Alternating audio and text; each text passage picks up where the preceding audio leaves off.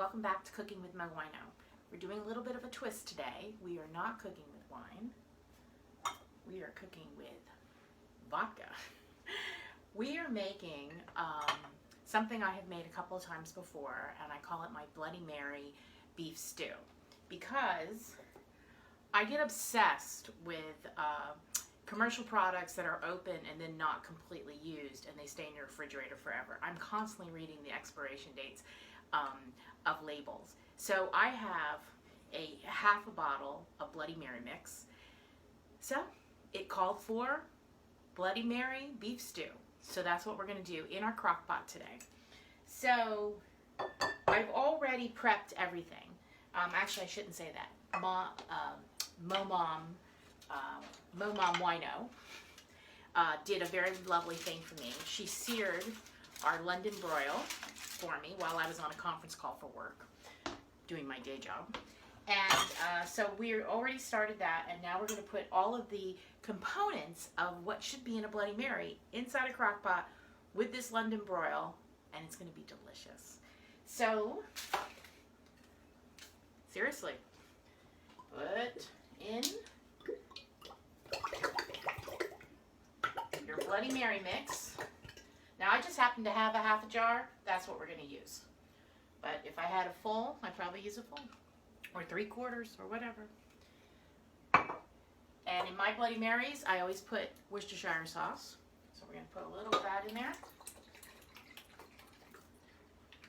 And I just eyeball it, as you can tell. Another thing that I always put in my Bloody Marys is pepper. I love black pepper on the top of my Bloody Mary.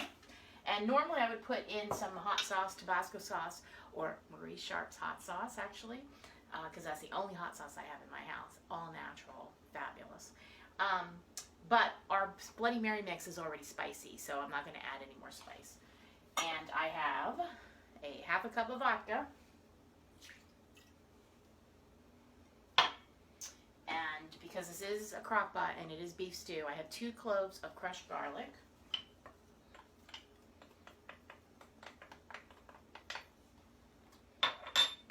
And I'm just going to whisk this all together.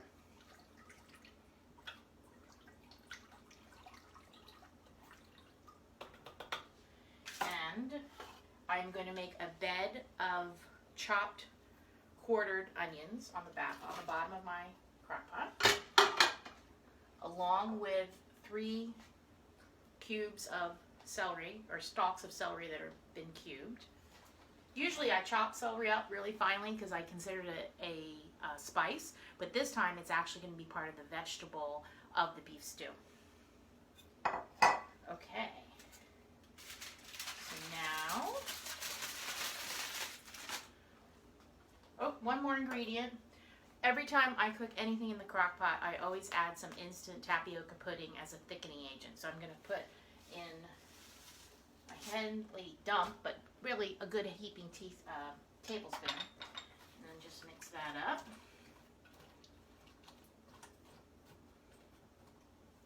Okay, now we are going to put in our London Broil, seared by Mom.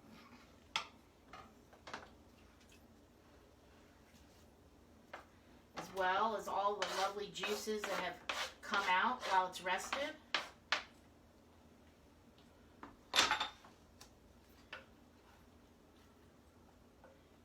Now, I have to say, I've never used a London Broil in this recipe. I usually use a chuck roast, but London Broils are on sale, so I bought a London Broil. And it is a tougher piece of meat that needs to cook for a longer time.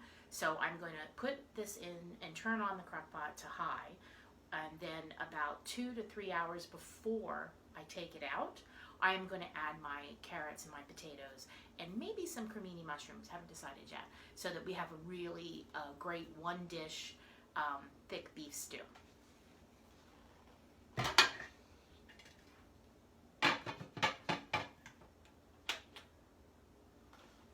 And now I'm going to run and go back to work, and then when I come back in here tonight, we're going to have a good dinner. Cheers!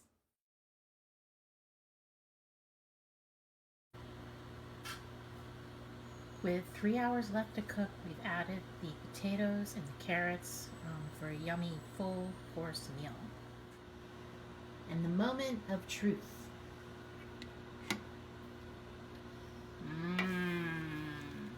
I think we have success. Cheers. And I hope that, cheers Mom, she's on the other side of the room. You have seen now our Bloody Mary roast. I started this video by calling it beef stew because I'm usually using a chuck roast, different type of meat, but today we used a London broil, so it was much better to just slice it like a real roast. And you saw the pictures, and I can tell you it was delish. But I wanted to show you this one little trick that we did today. This broth is so good. It is a Bloody Mary, and I suggest serving a little Bloody Mary shooter to start off your meal before everybody enjoys your Bloody Mary beef. Cheers. Live life, taste life, my friends.